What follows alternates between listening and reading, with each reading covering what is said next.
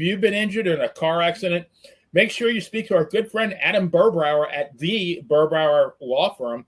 Adam and his crew do things the right way and get great results. Adam is not only the man of the hour, the man with the legal power, too sweet to be sour, he is also the excellence of elocution. Check out Adam at burbrowerlaw.com. Follow him on Facebook, and do not forget to tell him that Dan and Benny sent you. Dan and Benny in the Ring is a podcast that everybody ought to listen to. As a matter of fact, I'm going to have Hotchkiss Featherbottom put it on my playlist because I don't know how to work that shit. But guys, in all seriousness, keep doing what you're doing. Keep plugging away. You can do it.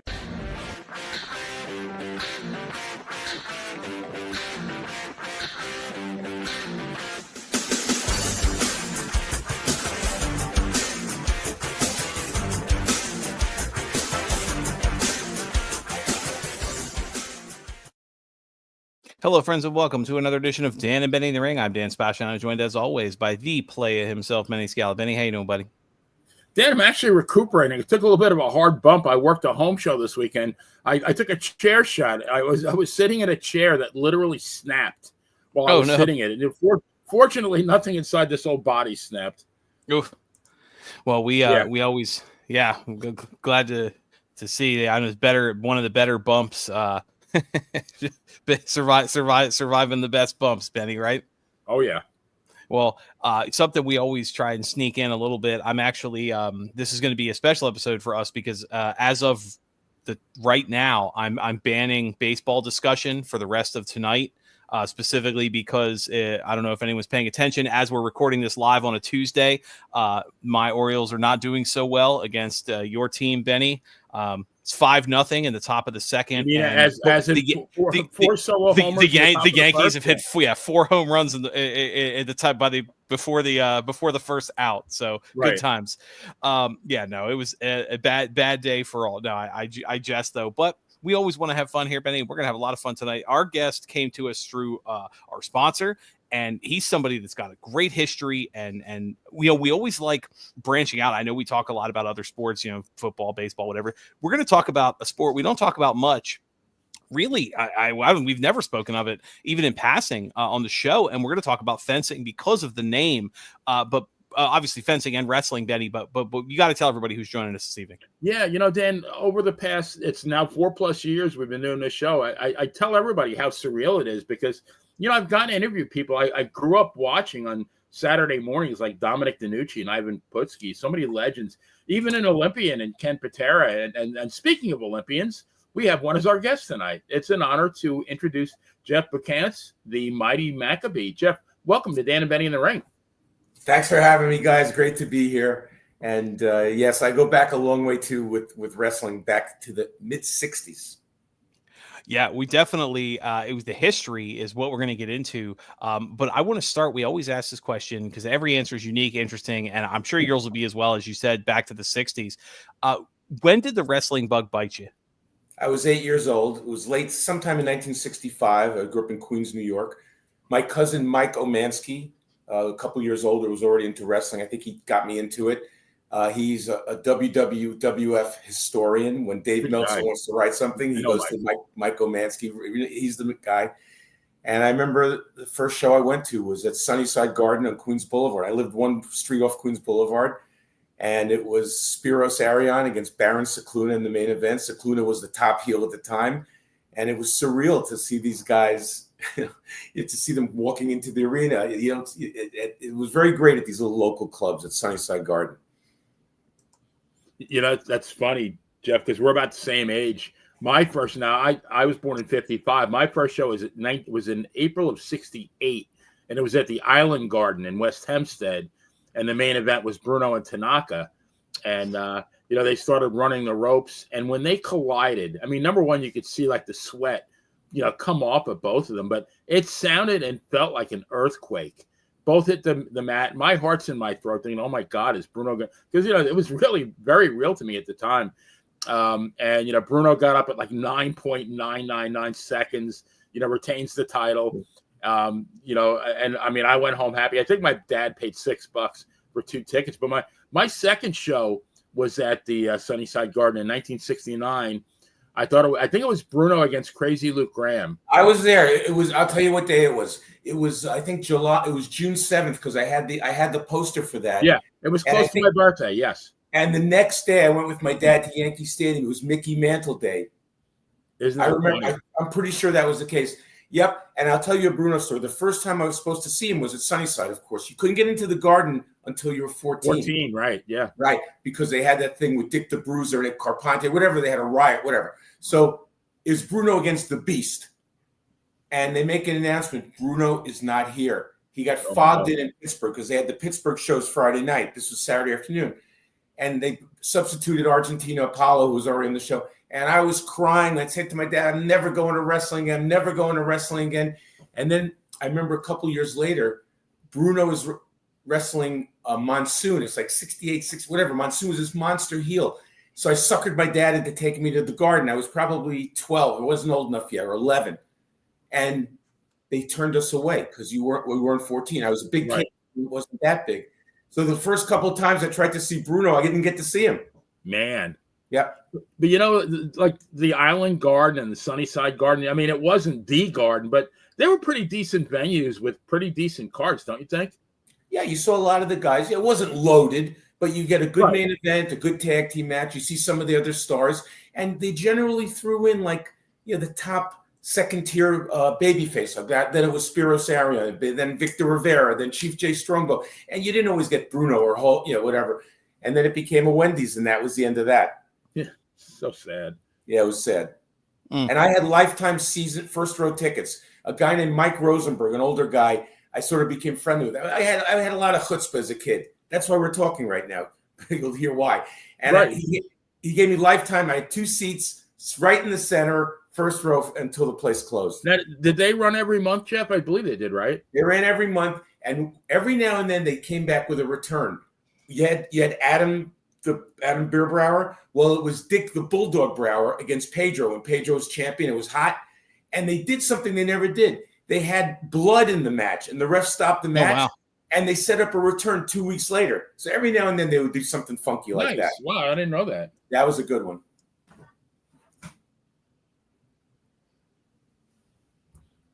Yeah, those were the good old days. I mean, those were, and it's hard to believe how. I mean, I'm a numbers guy. So was Dan. I was trying to do the math as what it would have cost a family, say, living on Long Island, to go see a family of 4 to go see WrestleMania this year. With between the tickets to WrestleMania, the plane tickets, I mean, it has to be at least $10,000, right?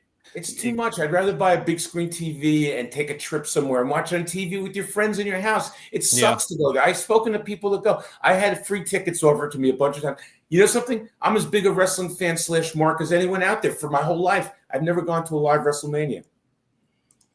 Yeah, neither have I. Probably will not either. Yeah, Benny, you're actually 100% right. WrestleTix, the website WrestleTix did or was it WrestleNomics? I believe. Either way, I'll credit both of them. Did a breakdown, and they said your typical stadium seats, damn near need binoculars, kind of, because 100,000 seat stadium, you could be pretty far away from the ring. They said a family of 4, including hotel and airfare to and from Vegas, would have been about $10,000. It's ridiculous. That is ridiculous. I mean, I have been to one WrestleMania though. Last year in Philly, I went to the WrestleCon. Kent Patera asked me to be at his table as the mighty Maccabee, and I actually did it, and I had about 12 people buy pictures or take pictures with me or buy a poster for $20. Wow. I said, I'll pay you $20 to take a picture with me. That's crazy. Yeah, it was crazy.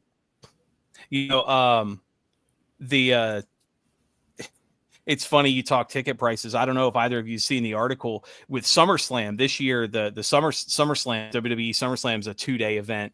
And they had a very limited quantity of VIP tickets that went on sale, and it was guaranteed front row hard camera for both nights, plus like in-ring photo op, VIP experience, concierge, blah, blah, blah.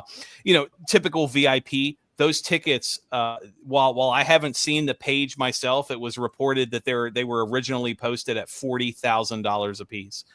Crazy. That's insane. For the price of a new car, you could go to one wrestling show. No thanks. It's ridiculous. It's nuts.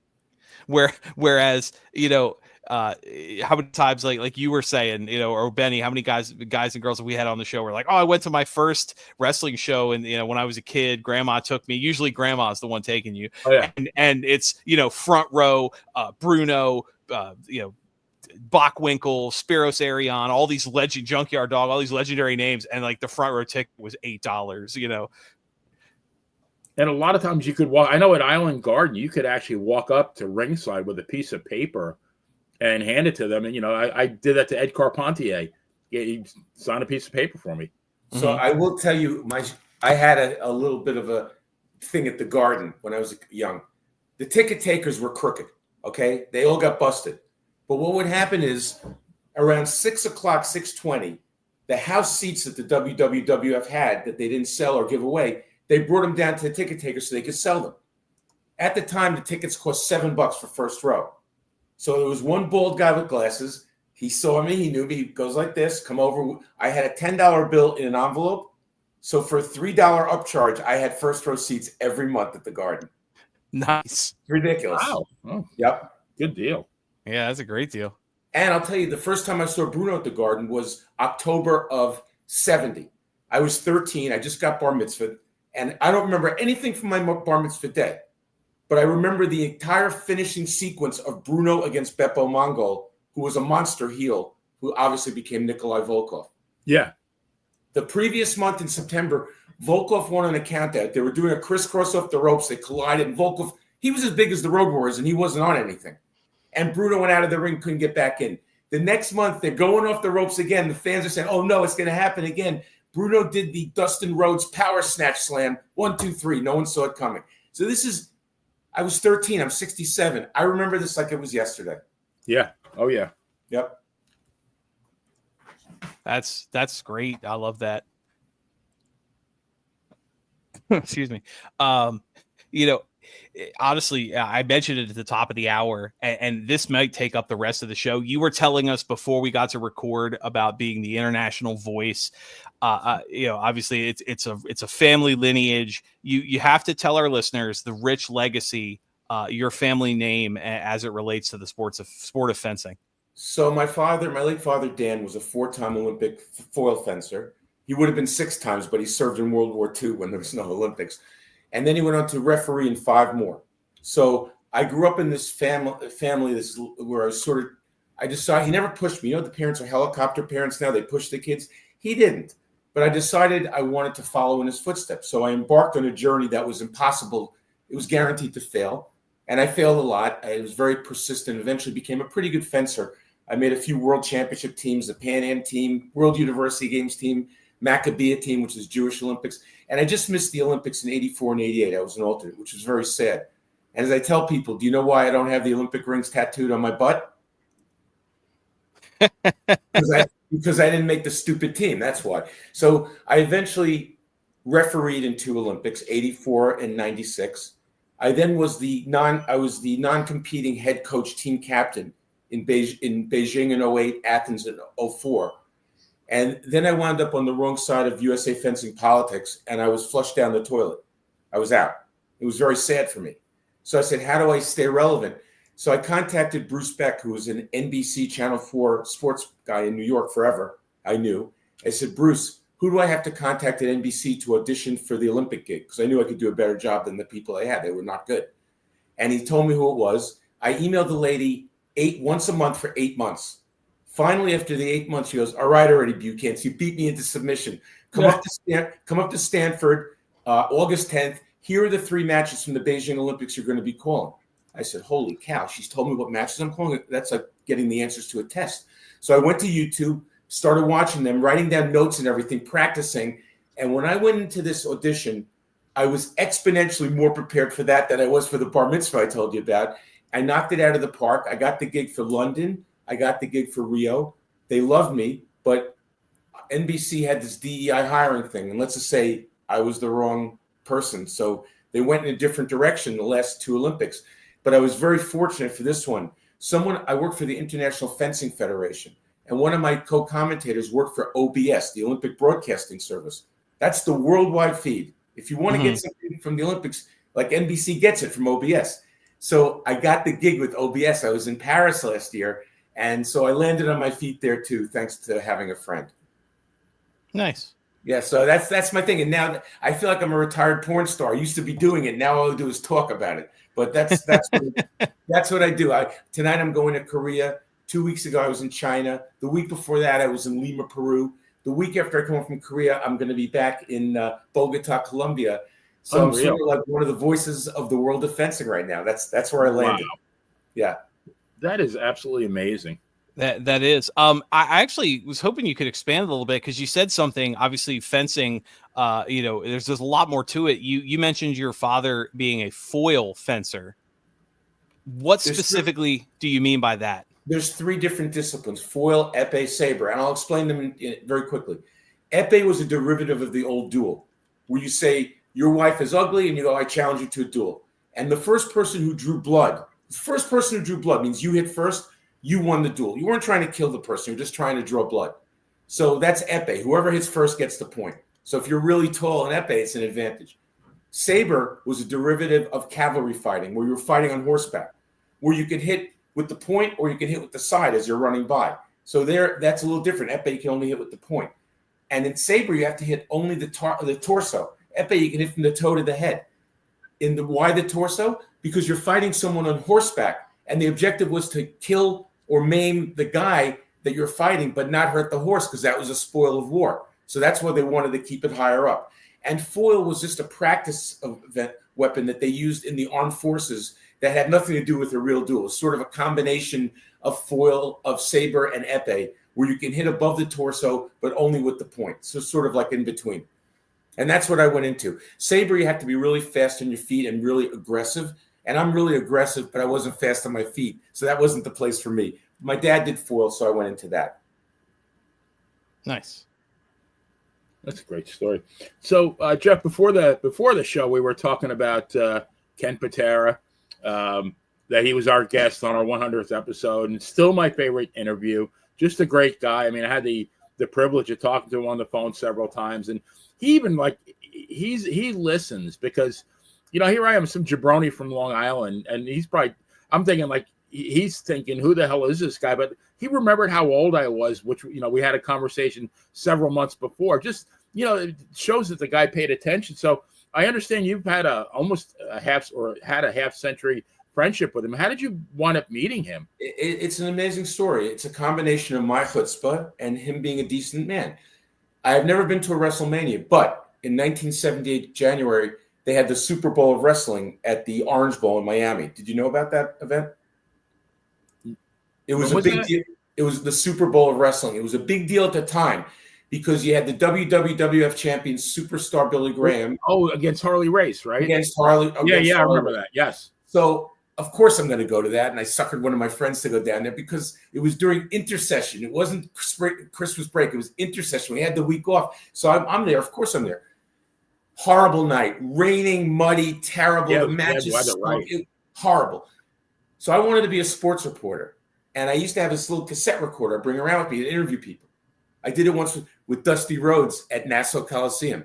I told him I was a stringer for the New York Times. This is in a different era. You can't do that anymore. I said, I'm a stringer for the New York Times. They set up a 45-minute interview with me and Dusty Rhodes in the empty arena. You can't make this up. So anyway, Patera comes out of his semifinal with Dusty Rhodes, with Rhodes' blood all over him, miserable. And I just go up to him. I go, hey, Ken, would you mind giving me an interview? I saw you at the Garden Monday night against Chief Jay Strongbow. How about an interview tonight? And he goes, yeah, let me take a shower. I'll be right out. We go, holy shit. So half hour later, he comes out and we go out drinking. And that's right when Miller Lite started. And I had like 10 Miller Lights. I was 20 years old. And I didn't get 1 inch off the ground because I was so excited. Here, I'm a mark. And here's a guy I've been watching on TV and in the Garden. And I'm having drinks with him. And it was like nothing. So we're having a great time. All of a sudden, about 2 a.m, Harley Race walks over. He walks over to us. I go, oh, my God, what the hell's going on here? Surreal. And I just go, hey, Harley, nice show tonight. I was trying to be respectful, saying, I enjoyed the show. And he goes, yeah, if I only had another 3 seconds, I would have beaten the bum. So Patera gives me a shot right in the ribs. He goes, Jeff, professional courtesy. He doesn't exactly know who you are and you don't know who he is. So it was a very crazy night. I'll say that. Wow. Yep. 20 years old. And that was in an era where kayfabe was kayfabe, you know. Right. Patera had no problem, going out with me and my friend. We stayed friends. Oh man, I just found a clip. This was unbelievable. I tell you the fencing. So it was 1982 or 3. We had a competition down in Fairfax, Virginia. So we went a day early. And I got all my fencing buddies. Hey, fellas, there's wrestling at the Cap Center in Landover. Let's go. So they all go. So Patera was wrestling Dominic DeDucci that night. So this was in an era you can get down to the barricades where they're walking out. So he's walking out after the match. I made sure to get down there. I go, hey, Ken, how you doing? He looks over and goes, Jeff, what the hell are you doing down here? And I just found that video on YouTube. I'll never forget it. Yeah, he's got that bad rep, but man, oh man, he's one of my favorite people, not even just in wrestling. A decent human being. Whatever happened with McDonald's, as he said in his debate with Bobby Heenan, I paid my debt to society. Everyone makes a mistake. They pay their debt to society, and they move on. And he says to me, all the good things I've done in my life, that's the one thing everyone focuses on. And it's very sad because he was, of course, a great Olympian, a great competitor. He almost made the Olympics in two sports. Did you know that? It was track and field as well, right? Yeah, it was shot put or a disc shot put. It was a shot put. Yeah. He just missed. This guy was a superhuman athlete and then became a great wrestler. He was on top his entire career until, after the McDonald's thing, he came back, they made him face. He got injured, and his career basically ended when he was in a TV match against Tom Stone or Rocky Stone, whatever the hell, big galoopy guy. And you remember Patera used to throw the guy across the ring with that body slam? Mm-hmm. He didn't body slam him. He launched him. Well, he tried to launch Stone, and he was slippery. And in order to hold him, he tore his bicep. And that was when he was going to be working as a second babyface and working with Hulk in tag team matches. And that summer, he told me he was going to make a fortune on top. But after that tricep thing, it was over because they no longer trusted. They couldn't trust him. They were building something around him, and they figured he was injury prone. It's not they couldn't trust him as a wrestler. They just felt they couldn't invest in him because of the injury proneness. And that was it for him. But I mean, everywhere he went, AWA, Florida, Mid-Atlantic, you name it, Mid-South, he was on top everywhere for like forever. Forever. And he always sold out. And he would go 3 with Bruno in Pittsburgh, in Baltimore, in Washington, in Springfield, in Hartford, in Boston, at the Garden. And he did it with Bruno a couple different times. He did it with Backlund. He wrestled Andre a gazillion times. Andre loved him, so they worked great together because he had credibility. If Andre didn't like you, if you saw some of the matches on YouTube, what he did to the Sheik, did you ever watch that? Yes. Oh, yeah. Oh, my God. I mean, hey, luckily for me, he was gentle with me, too. Forgot about that. Yeah. That's funny. Yeah. Oh, I have some Sheik stories to tell you when you're ready to get to it. Uh-oh. Yeah, we're gonna get to that, but yeah. Yeah, and like we were saying before we went on, Ken Patera was our 100th episode special. Great to have him, and true story for those that don't know, we had booked him for an hour. We made the arrangements. He spoke and just kept story. He was having a good old time. He was laughing. The Fern Gagne niece story, I don't ever remember hearing anywhere else. No, that was an exclusive. We got that one. We got the exclusive. But he was on with us for over 2 hours. We actually offered, because we had only booked him for an hour to pay him for the second hour, and he would know. I went long and I was having a good old time. That's on the house. And I mean, this is one of the most in-demand interviews, and he gave us a free hour because of how much fun we were all having. Like, just great stuff.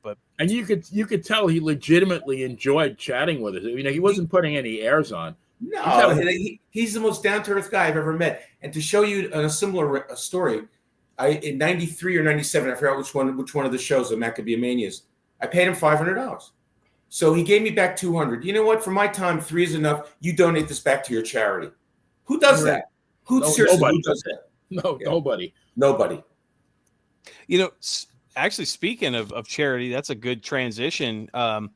Jeff, you promoted 3 events over the past 30 years, and you've wrestled in each of them. You were showing the mask for those watching on the video, or those, excuse me, not watching on the video. He was showing the mask. You did this for fundraising purposes. Can you kind of tell our listeners the backstory and the purpose of these shows? Very simple. 1993, I was in charge of the Maccabee fencing team. I had to raise money. I had to raise like 65 grand. Raising money is not fun. I said, what can I do that's fun? So one day I'm eating lunch with a couple of my Maccabee fencing buddies. They go, hey, Bukantz, you love wrestling. Why don't you do a wrestling show? My friend said that my eyeballs got the size of beach balls when they said that because they knew I was going to do it. So I said, okay, let's do Maccabee Mania. I came up with a name, which is pretty cool, the Mighty Maccabee. It stuck. I think it was a good gimmick. Great. And yeah. And I said, I have to do it with Patera because we were friends. And I said, let's get the Iron Sheik. He's the greatest cartoon character of all time. The Jewish guy against the Iron Sheik. What else can be better than that? And Mike Sharp was involved too, and he was great. Mike Sharp might have been a jobber on TV. He made both shows. He was terrific, great guy, and I'm sad that I didn't get to speak to him before he passed away. Yeah, he was. And before he came to the WWF, he had a great career. I actually did a story about him for the Pro Wrestling Stories website. And, his dad, I think, and his uncle, I think his uncle was an Olympian. And his dad and uncle were a great tag team for years. Iron Mike won a number of belts around the territories. And when he came to the WWF even, I remember, I think he wrestled Backlund, and it was about a 19-minute match in Philly, very competitive match. And then all of a sudden, now they turn him into they cartoonized him, as I say. And, then he's, everybody calls him Wimp, and he loses all. But, he was a great worker. He was in phenomenal shape. People forget about that. That guy was a machine. He was great. And I'll tell you that on the second Maccabee Mania, when I wrestled the Sheik one-on-one, which my cousin Mike said, don't do it. I said, nah, come on, I'm going to do it. We'll do enough bells and whistles. I sent out FedEx a script. I wrote out a script like Steamboat and Savage did. Because I don't know how to do this. I don't know how to ad-lib, okay? I sent out a script to Patera, Sharp, and Sheik. Sadly, I learned the Sheik was functionally illiterate. He couldn't read it. And if not for Iron Mike Sharp, that match, which was considering I was in it, it was not bad. Iron Mike Sharp held that together because he's the one that walked the Sheik through what had to go on for that 22-minute match. Iron Mike Sharp, God bless him, great guy. And you know something? On local shows like that, he's the best. He's great at getting heat. He was great at what he did. Yeah, very, very underrated, underappreciated. Like, you mentioned Cicluna in a main event in 1965, and I have these debates on Facebook all the time. I swear I'm not going to do it anymore, but I get suckered in when somebody calls Baron Cicluna a jobber because they saw him lose to S.D. Jones in 1983. And I'll tell them, you don't really know your history, but, Cicluna main evented the Garden with Bruno in 66. And it was about a 29-minute match. And I think Cicluna got disqualified because he got Bruno in the hangman's hold. And Bruno kicked the referee, and they disqualified Cicluna. You're the only other person I met that could tell that story. It was called the Hangman's Noose. He flipped the guy up. He was holding him under the chin. Oh, I remember. Oh, yeah. Yeah, that's amazing you remember that. He was a strong heel at the time. But the problem is, he got a job with this union with Davey O'Hannon or whatever DiNucci. They got this job with O'Hannon, like selling newspapers or whatever it was they were doing. And basically, they had to be homebodies. So they would travel to the shows, but they couldn't go around the territories. I had Johnny Rods on my show, and we talked. Oh, man, he could talk, but what a good guy. And Johnny Rods said the same thing. Other than the Java Rook thing in L.A. and maybe some stuff in Puerto Rico, he wanted to stay home so he can stay married. And that's why. Same with DiNucci for the most part, but most of his career stayed local. I didn't realize how big a star DiNucci was in Australia. I was really upset with my lack of mark knowledge because I know what he did here, but I didn't realize how over he was there. He was, I think it was the IWA. The name of the organization was WCW. It was the original World Championship Wrestling in the 60s, and Jim Barnett was the promoter there. Yeah. And DiNucci was the equivalent of Bruno, I think. He held that title, I think, 4 or 5 times. Cicluna held it. The other Arion. guy was a real, yes, Arion held it multiple times. Yeah. And Mario Milano, who was in the WWF for about a year before, and I thought actually he was going to succeed Bruno as the champion instead of Pedro, but he went back. Didn't do it for me. Mario Milano didn't do it for me, but yes, he was that sort of next in line baby face that you thought maybe they were going to do that. There was something with what it didn't work for me. Some guys I liked more than him. I didn't like him. Right, right. Yeah.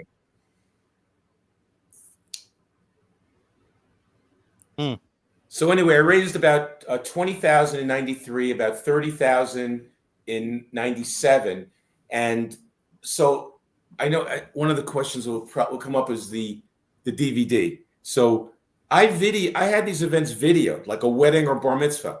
I videoed them as a keepsake, as a vanity thing, so someday I can look at it and have a good laugh. Oh yeah, entertain yourself, absolutely. And one day, Mike Omansky worked. He was the chief financial officer for Digiview Entertainment. Their job was to provide cheap DVDs to Walmart's dollar bin. And what they would do is buy a cheap video, make a nice package, make chicken salad out of chicken shit, and sell it at the dollar bin. He goes, Jeff, do you want to sell it? I said, you get a 2-cent royalty. I said, go ahead. And hence, Grandmasters of Wrestling were born, and 650,000 copies were sold. And basically, I've been in a few dressing rooms in the last year. People say, I got it. It's just absolutely sick. It's nuts. And then it blew up. It blew up again about 10 years ago when Brian Zane on his Wrestling with Regret YouTube channel reviewed the DVDs and destroyed them, which was funny as hell. I almost fell off the chair crying when my son sent it to me. He said, this is great. He killed me. He killed the matches. He killed that. Of course, it's a mark wrestling in a high school gym to raise money for a charity. What do you expect it to be? Yeah. Right. So 1,150,000 unique views of those two reviews. So it blew up again, like where everyone knows who the Mighty Maccabee is. I walked into a couple dressing rooms in the last year. I went to one in Toronto where I got thrown out of the ring in a Royal Rumble by Commander Aziz. You remember him? Oh, yeah. Yeah. He says, I was invited up there because it was a Jewish-themed thing. Colt Cabana was there. A bunch of people were there. And it was the guys that were sort of like the Sheik's managers, Gian and Paige Megan, the Megan boys. They were doing a fundraiser. So I get in the back. I said, what do you want me to do? He says, we're going to have a Royal Rumble. You're going to be the fourth guy in, and you're going to be the first guy out. I guess I got the Santino Marella Bushwhacker Luke thing or whatever. I said, I'm not going over the freaking top rope. I'm 67 with 2 hip replacements. I'm not doing that. And they said, we'll figure it out. So we get in the back. You know how big Commander Aziz is? He's about like 7 feet, right? Maybe taller. Well over 7 feet. He is? Wow, okay. Oh, my God. I'm 6 feet tall. I have a picture with him, Satnam Singh, and Microman. It's one of the all-time great pictures. If I can get it, I'll show it here. Unreal. He's a foot and a half taller than me. Anyway, the ring that day was not 4 feet off the ground. It was a foot off the ground. So he takes me in the back, and he goes, here, because the ring is so low, I'll get you up, and I'll actually be able to place you on the ground without hurting you, which is what we did. So I got thrown out of the ring by Commander Aziz, and I live to talk about it. Baba Thunder is his name now. So there's people in the back there going, I got the DVD. Can I get a picture with you? Blah, blah, blah. Then there's another guy. Do you know about Boca Raton Championship Wrestling? Is Brutus Beefcake associated with that at all? Yeah. Okay. And this guy, Matthew Mashler, is the guy that runs it. And he was putting on some show. I got put in touch with him through someone, Maccabee USA group. They were having a show down there, Jewish themed. One of the matches was a Maccabee Mayhem match. It was like a 4-way match. The winner was going to get a check. So he goes, bring your stuff. I got an idea for you. So the whole thing was they're going to introduce me. I come in as a Mighty Maccabee holding the check that they're going to give to the winner of the thing.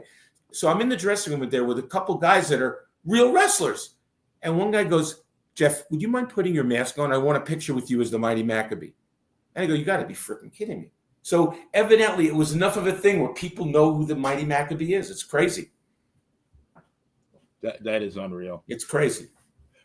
Now, your first show, though, wasn't that one I listened to an interview. I think it was with John Paz, and you were talking about the first one, which I think was 1993. Yeah. And wasn't it actually held in your cul-de-sac? Yeah. You told a story about you heard this bump, bump, bump, bump, in your house, and you went to see what happened. It was Baron von Raschke on the ground with a beer, and he was proud of himself that he didn't spill a drop of the beer. I mean, how surreal is something like that? I mean, the guys were staying. Sheik was staying at my house. Volkov was at my house. Patera was at my house. What happened is I had a back staircase, and that was Friday, and the cleaning lady came, and we didn't have runners, so she must have buffed it or something, and it was slippery. So he was wearing his socks, and you hear boom, boom, boom, boom, bang at 2 a.m, and he's down there with that goofy face of his holding the beer, didn't spill a drop, and that's exactly what happened. It was crazy. The Sheik and Patera were talking in the kitchen. They wouldn't go to sleep. My ex-wife says, "Get them to go to sleep. It's 3 a.m." So I go down there. I said, "Fellas, you gotta go to sleep." And as I said, they no-sold for me. They didn't listen to me. She came stomping down there. "Get the hell to sleep!" And then they ran off like scolded dogs. They went to the basement to go to sleep. They didn't listen to me. She scared them, not me. But and you got a decent crowd like in your cul-de-sac. That's amazing. What it was a private party. I basically reached out to all my friends and family and fencing people, Maccabee people, relatives, and basically said, "It's $100 you're coming." And I got about 300, 350 people. I don't even know who was there. The same happened at Livingston High School the last time. And then last month in March, we probably had about 300 people, but also at Livingston High School. But we live streamed it on Wrestling with Regret, and there's about 21,000 hits already that have watched the show. Nice. Yeah. Yeah, he's been one of my favorites for a long time. Shout out, if he's ever listening or gets the wind of it, shout out. Brian Zane's one of the best. And like I said, you and I were talking before we got to recording. When he first started his channel, he used to do live streaming. I don't even know if that's the right word for it at the time, but he would play video games. And you always showed up as a creative wrestler in the battle royals that he would announce, because he would play the video games and then commentate from his years in commentary, which is crazy. Shout Shout out to him for being a good commentator. But it's funny how what kind of started as a joke against, look at this low quality show, has spun off into such a life of belovedness. You know. You know something? When I contacted him, actually, he asked me to come to WrestleMania at the WrestleCon in Philly and to come as the Mighty Maccabee, be at his table. But then he decided not to go. And then, before we get into Zane, I had become friends with Kevin Sullivan. I had met him. You know who Ace Darling is? That name sounds very familiar. Ace Darling was like one of the greatest indie workers from this Northeast area back in the 90s. He was great. Just awesome. So he was having some retirement match in Freehold or whatever. So whatever it was, I went down to see it, and he introduced me to Sullivan. And Sullivan and I hit it off so much so that I would text him at any time of the day or night or weekends. That thing would start bubbling right back. He would always get back to me. I knew he was very sick when I got elected into the USA Fencing Hall of Fame last May. And I immediately texted him to let him know the good news. And he didn't respond to me. He never responded again to me. I knew something was wrong with him. He had asked me also to go to that WrestleCon, but then he said something happened. He pulled out too. So finally, Patera asked me, and he went. So I had 3 different people ask me to go, and it finally worked out with Patera. But anyway, I contacted Zane for the show, and he goes, "Weren't you mad at me when I trashed you in the DVD review?" I said, "Are you kidding me? That was a badge of honor. I thought that was the coolest thing. What do you expect me to say? Oh, he's a great wrestler?" I thought it was the funniest thing ever. He goes, "Well, most guys would be upset if I trashed them." I said, "Well, yeah, because they're real wrestlers. I'm not." So anyway, I hit it off with Brian. And after we went out for lunch the day after the show in Livingston, I said, "Brian, I have a surprise for you." And I took him to the aforementioned and famous cul-de-sac. Wow. Yep.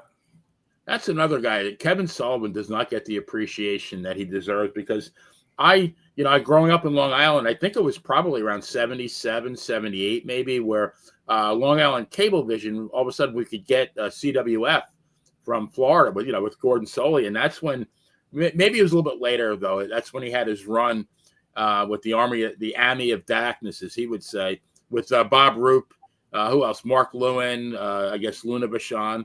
And I mean, he terrorized Florida for a couple of years. I mean, they sold out everywhere, and they had a weekly loop. I mean, I think that he did an amazing job with that gimmick. He was a genius. The guy was 5'6" at best, although he was a powerlifter. He was thick.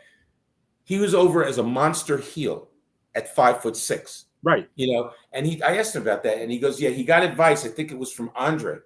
He says, do not sell. Don't leave your feet. Don't sell for anybody.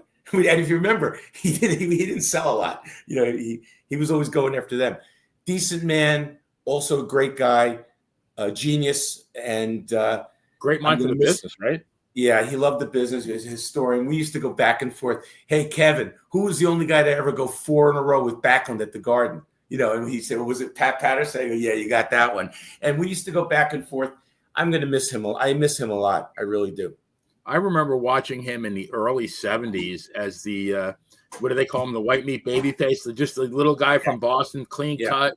You know, he'd get a draw, you know, with like a Crusher Blackwell, you know, and never really made it. And then I'm thinking, like, when I saw him in Florida, I was like, that's the same guy that I used to watch. Holy cow. I mean, I don't know that anybody could have pulled that gimmick off the way Kevin Sullivan did. And I mean, he even made Bob Roop, who I always tell people, I think he has the personality of a number 2 pencil. Even, you know, as Maya Singh, he even made him, like, you know, I mean, Lewin, that was, I mean, it was almost like a satanic cult, even though he never used the word Satan, but it was kind of, you know, it was kind of implied. But I mean, he literally, we've had a number of, we had Bugsy McGraw on our show a while back. I loved him. Yeah, we had him on twice, and he mentioned the loop. I know it was on, was Tuesday, I believe, was in Tampa, but it was like a 5 or 6 city loop. And he said, Bugsy said, for like 79 and 80, you know, if they weren't selling out every single venue, they were coming close to it. I mean, they love their wrestling. Yeah, it was hot. It was really super hot, and he was great. And I'm going to miss good old Kevin, just a very good guy. And just one Bugsy thing. Bugsy did get one shot at the Garden. I think it was against Bruno, or maybe it was Pedro. No, he got a shot against Bruno. Just one, though, I think. Yeah, but it wasn't a singles match, if you remember. That's right. They put Albano. He took the fall, but because it wasn't selling, they added Albano to add some extra heat in it. I love Bugsy McGraw. I loved his shtick. It worked the same way Mario Milano didn't work for me as a face. I love Bugsy McGraw. It's good shtick. He told a story because he became a nurse at Tampa General Hospital, and one of his patients was Jack Briscoe, believe it or not. I mean, that's wow. I mean, you talk about, you know, the small world, right? But that's a small world. So before I forget this, I got to get this one in because I listened to that interview with John Paz. I really liked it. But you mentioned something that you just mentioned. I'm the only person that you mentioned remembers Cicluna from back then. But I when you said that you loved Nikolai Volkov singing Cara Mia, I thought for years I'm the only guy in the world that loves, you know, his cover of that song. And I actually saw, it was in 1973. I went to the Westbury Music Fair and I saw Jay and the Americans in the Four Seasons. And I mean, Jay Black had an incredible voice. Yep, he was known as the Voice, right? Oh yeah, I mean, and they actually had a bomb scare. I was taking a girl. I was 18 years old. I was a freshman at St. John's University, and they announced the bomb scare. It's like, whoever that bomb guy was, like way ahead of their time in 1973, right? You didn't do things like that, but no, I mean, Nikolai, all things considered, I thought he had an amazing voice. He had a great voice. Nikolai had a great voice, and he was okay doing it. We lip synced it, which of course was ridiculously funny and everything. And Nikolai, I used to invite up. He used to come to my WrestleMania parties in Livingston, New Jersey. I paid him. He came up a couple of times, and I really liked him very much. Also, a very, very nice man, very decent guy. Yeah, actually, I do a show on Wednesdays. I think I mentioned the offline with Nikita Brezhnikov, and they were very, very close. Well, I want to tell you, I feel bad to this day. And that's why at my last show, everyone got paid. Nikolai brought Brezhnikov up without telling me, and he asked me to give him some money. And I said no. And the reason I said no is because I was really pissed off by then. First, Kamala no-showed the day before and like I paid for his ticket and everything, and that. So now that I already felt bad. And then the Sheik held me up for another $500 as we're coming up the jetway. Did you want to hear that story? Sure. Why not? And it's a good story. I'm already like no Kamala. I go. This is back in there. You can go down the jetway to where the gate is and wait for them. You can't do that anymore. Right. The whole plane from Atlanta empties out with no Sheik. I said, "Oh no!" Finally, the last guy off with the bandana and the bag, and he's limping. He had horrible knees or whatever. It's a Sheik. We're going back up towards the baggage claim area, and he goes, "Jeff, I have to go on. We have to go on first tomorrow, 1:00." I said, "Why?" He goes, "Because I have another show in the evening in Birmingham, wherever the hell it was. I have to get back." And I said, "No." I said, "Everyone is coming to see me against you. No one cares about the other matches. They want to see us. We're the main event. We're going on last." So I knew what was going on here. I knew right away I was being worked. Oh, yeah. So I said, "Khosrow, how much are they paying you tonight?" And he goes, $500, because that's what I was paying him. I said, "Okay, I'll pay you $1,000. I knew I had just been taken. It was okay. It was the best $500 I ever spent. But yes, so now the Sheik took advantage of me. Kamala no-showed. And when Nikolai did that, I was already beaten down a little bit, and I just was pissed off, and I should have paid Nikita. I apologized many times to him over the years, but it always stuck with me. So in the last show I did here, everyone got paid no matter what. I gave, even if it was $50, everyone got something. Excellent. Yeah, I met Bob Rupo just before we go on. Bob Rupo, I met him at the 1972 Olympics. He was at the 68 Olympics, I'm pretty sure. And he was there. And we were at a place called, I was there as a 15-year-old. My dad was reffing. And I went to Marienplatz, which was the scalper area. My cousin and I went there, and we would try to get tickets for whatever events were going on. And I was a mark, and I recognized Bob Rupo, went up to him, got his autograph in Germany at the Olympics. Was he nice to you, hopefully? So he was very nice, yes. Okay, good. Yeah. Yeah, when I saw him as Maya Singh, I'm thinking like, there's no way that this, because I saw him before, and it's like, yeah, I mean, he's a great wrestler, right? But just not very charismatic. But I mean, nope. Kevin got the best out of everybody. He did. Yeah, absolutely. You were talking earlier, obviously, somebody, chat's loving these stories, by the way, greetings to everybody. Phil and Maria just joining us. So welcome. You talked about the Sheik, you talked about Iron Mike Sharp. Your most recent event, you wrestled Crowbar, a name that's come up on our show a few times. How did that fare? How did that come about? Chris Ford is the best. He was on my show as Devin Storm back in '97. We stayed in touch. We sort of became, peripheral friends. And then I had been really fat. I was about 247 pounds 2 Mays ago. And then I went on a kick to lose weight. I started walking and eating well. And I went down to 186. I lost 60 pounds. I fenced at a higher weight than this. I mean, really, I got into good shape. And then somebody asked me, says, "Bukantz, you think you want to do one more match?" So what's happening is my arc in Maccabee USA is ending after 45 years. I've been president for 7.5. And after the Maccabee games this summer, I'm done. I said, let me do one last fundraiser for them. And at the same time, throw a going away party for myself and do one more Maccabee Mania 3. And when I told Chris Crowbar that I was going to do it, he didn't blink, and he goes, "Maccabee, I'll work with you." I didn't ask him. He offered. And you know something? He was terrific.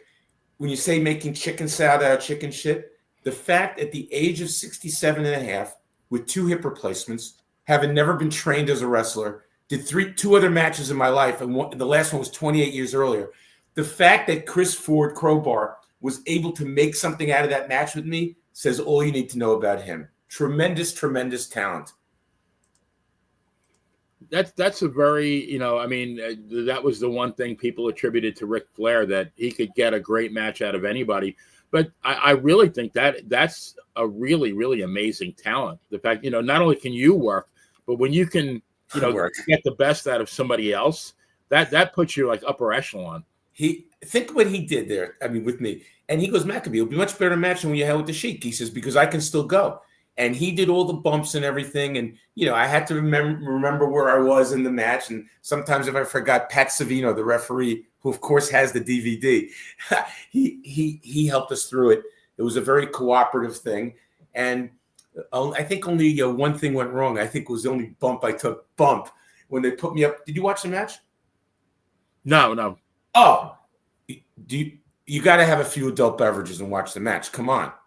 Oh, I'll definitely do that. I mean, I don't need any prodding for adult beverages. Yes, I know the first two. I don't mean to cut you off. I know the first two are available. I've only seen stills from the reports. Is your match with Crowbar available online? Yes, we put it up. We live streamed it on Wrestling with Regret on Brian. Yeah, you'd mentioned the live stream, but usually they're the replays and whatnot on YouTube are not. So is his live stream still up? Yeah, it's up, and Maccabee USA put one up also. If you just want to watch that match, I mean, because the show was too long. I overbooked. Right. Typical Mark. I overbooked it, but whatever. We had a good time, and it was good. And I actually got bloodied up. There was one part where he put me on a stanchion, and it was off kilter. So when I got on it, I fell down. I think that was the only bump I took, and they set it up. Crowbar kicked me in the face to get me back up there, and I had a big bloody tooth and everything, which was pretty. It was pretty cool to have that. Oh wow! But yeah, he didn't hurt me. He did not hurt me at all. It was great. Some crazy bumps, and then Snitsky got involved at the end, and he was terrific also. Gene, oh wow, Gene, not my fault, right? Right. It was not his fault, but as Brian Zane said at the end when Snitsky threw him through the table, that most definitely was his fault. Oh yeah, hey, I gotta tell you something. Wow, Brian Zane, I had no idea. I mean, I really didn't know what he had done with Ring of Honor and all that stuff. He was terrific. He was great. He did his homework, and he was very good at. He was good, and he was very fair to me. He put me over. He didn't make fun of me. Like he put me over. He was terrific. Really good. Wow. Yeah. So, Jeff, this is the question I've been waiting to ask because I'm a numbers guy. I'm a historian. I like to think I'm a historian anyway, but everybody thinks the longest title reign was Bruno Sammartino with 2,803 days from May 1763 to January 1871. But I mean, other people say it was Moolah from 56 to 84. I think it was 10,170 days, although she did drop the title a few times. It wasn't reported, but she did drop the title once or twice. But I found out that there is another title reign that exceeds both of those, and I think you're going to tell us about it. Well, it was 10,228 days from March 1st, 97 until March 2nd, 25. That was 2,228 days. So there it is. And I probably am retired, but Crowbar did say he wants to do a return match in the cage next year. I said if he could talk me into that would be something. Well, did you retain it, or is he the champion now? Oh, come on! What kind of a question is that? I was going to say I'm looking at the belt. No, because it sounded like the streak ended. Is it so? It's still going then, right? No, it's still. It was as of that day. We passed. Oh, all right. I got you now. I got you. So obviously, do I take myself seriously? The whole thing is a joke, and I'm happy to be part of it. And by the way, the ISPW guys, do you know Tommy Fierro and his independent suit? Yeah. They're terrific. He's terrific. Their shows are terrific. And the guy, I put his guys on the card. They were all over the card. And here, let me show you. And if you look, I put his guys at the top. Michael Morris, who was Mr. Motion in 1993 at my show against Rick Recon. GKM, who unfortunately tore his ACL at my show. Very sad. Against Ray Calitri. I love him. And then the now against Sent to Slaughter. I gave them top billing over Colt Cabana, Snitsky, and Luigi Primo, the pizza guy, because I respected them so much. They were so terrific. And I love those guys. So it was, and I had the Patriot there, and Alex Ryman, who's now the Revolver, he took over as the champion there, is very good. And I had Mike Kalua, who played Doink the Clown in 97. I had him come as King Kalua, but he got COVID or something, so he couldn't make it. As we're speaking, Jeff, I just had a great idea because Bill Apter has always claimed, like he's for years and years, that he has the COW, Championship Office Wrestling belt. And and he's held it a number of times for like decades. I would love to see you against Apter and put both belts up for up for grabs. Well, we go back to Sunnysides to back like 1970 when he first started his WHBI Wednesday show at 525 on the FM channel. We go way back to Sunnyside. And you know who was at my show? This show, George Napolitano. Do you know who he is? He's going to be our guest tomorrow night with Nikita. Oh, that's awesome. George showed up at my 97 show taking pictures. He did a spread in Wrestling All-Stars magazine, Maccabee and Mania 2. I'm in a 4-page spread with pictures in his magazine. Amazing. You can't, and one of those years I was in the PWI Top 500, the Mighty Maccabee. You cannot make this stuff up. So you were actually rated? I was actually rated in the top 500. Oh boy. Nice. Yeah. So anyway, with the stupid thing with the belt, obviously I'm making a joke about it. It'll probably piss someone off, which is part of the fun of it also. Because if anyone were to get upset about it, like, come on, get a life, pal. Oh, I love it. I love it. And great stuff. Jeff, I mean, it's crazy how the time flies when you're having fun. Yeah. And this has been wonderful. I appreciate all your time. So you did mention obviously the live stream, Wrestling with Regret. Shout out again. Brian Zane can't really talk about your shows without him. But final question as we wrap up, what do you have coming up? Where can we find you? Kind of pitch your, promote yourself, as it were. Like where can they find you? What do you got? What's next down on the docket? They can't find me at any more wrestling shows because probably this was called The Last Hurrah, by the way. Israeli folk dance is a hurrah, Hora. Yeah. So the last dance, the last hurrah, and the last hurrah sort of was a play on words. So it was triple entendre. So I'm giving myself a Barry Horowitz on that one, baby. That was a good one. And the only place you can find me, I'm going to be this Sunday, the International Fencing Federation YouTube channel. I'm going to be on all day doing broadcasting. That's where I can be found. If anyone wants to hear this voice, that's where you can. If you want to watch fencing, most people don't. That's where I could be found. And on July 1st, it'll probably be live streamed on the USA Fencing. I'm going to be inducted into the USA Fencing Hall of Fame. Wow. Which is a nice thing. It's a cool thing to get in a Hall of Fame. Anyone that says differently is full of it. But for me, it's a particularly cool thing because I'm going to be joining my late father, Dan, in that Hall of Fame. Something I sort of dreamt about as a kid, That's phenomenal. Pretty Congratulations. Cool. Thank you very much.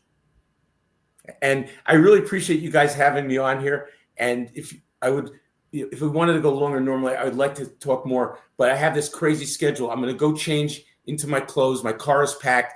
I have an hour and a half trip to Kennedy, and then I have a 15-and-a-half-hour flight to Seoul, Korea tonight. So I got to make sure I get there in time. Don't be late. Yes. Yeah. But thanks for having me on. This was great, and I look forward to watching your shows in the future for sure. Oh, yeah. Absolutely. And with more to talk about, we'll definitely reach, Benny, you'll have to coordinate it. We'll reach out and have you back on because this has been wonderful. The chat's been great. Benny, as we wrap up, obviously, final thought to you. No, I found myself smiling for the last 58 minutes, and that's always a good thing. So thanks for that, Jeff. Thanks. I had a good time, and Baron von Raschke, who did not come because he just wasn't up to it, he sent in a video promo for me, as did Kurt Angle and a bunch of other guys. Really very nice. So it's only perfect that we leave that, as Baron would say, and that's all the people need to know. And that's it. That's it. And that is it. And again, everyone in the chat, love it. You guys have been great. Obviously, Dan and Benny, we're live now on our friends at Monte The Pharaoh, and we can be heard anywhere podcasts are listened to. So, Jeff Bukantz, you're the future upcoming Hall of Fame fencer for the playa himself, Benny Scala. I'm Dan Sebastian. Have a good night, everyone, and we will see you next time we're in the ring.